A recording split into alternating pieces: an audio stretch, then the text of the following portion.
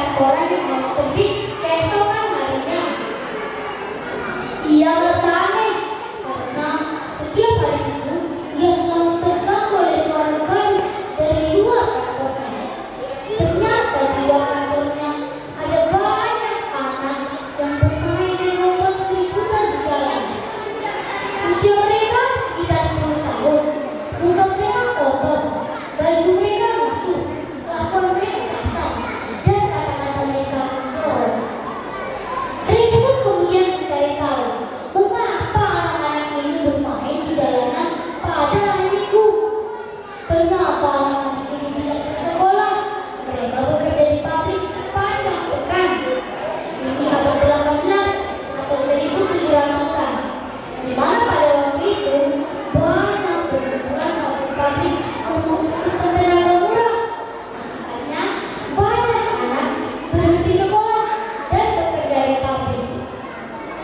Mereka diperlakukan dengan keras dan digaji dengan sangat murah. Satu-satunya kesempatan mereka untuk bebas adalah pada hari Minggu. Oleh karena itu, mereka berkeliaran di jalan dan membuat onar. Mereka saling bertengkar dan saling memaki.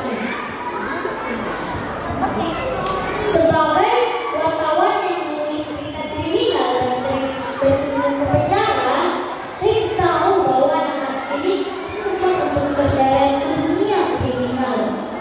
Sebab itu dia berpikir untuk menolong anak-anak ini. Bersama dengan pendeta di gerejanya yaitu pendeta Thomas Paul, Rex menyewa satu rumah kosong dan ke sekolah pada hari Minggu. Pada bulan Juli 1780, sekolah itu dimulai dengan nama Sekolah Minggu. Pada waktu itu Rex berusia 45 tahun. Untuk anak yang tidak bersepatu, diberinya sepatu. Untuk anak yang belum makan, disediakannya roti. Disuruhnya anak-anak itu mandi. Setiap hari Minggu, Rex menuntunkan anak-anak ini. Rex menjemput mereka. Rex pun kemudian teringat dengan ucapan Yesus, "Biarkan anak-anak itu datang kepadaku."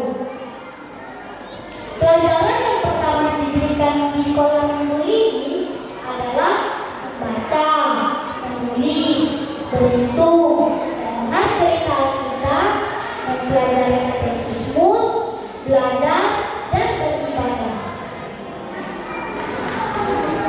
Pelajaran berlangsung pada hari Minggu mulai pukul 10 sampai 12, dilanjutkan lagi pukul 13 sampai 17:30.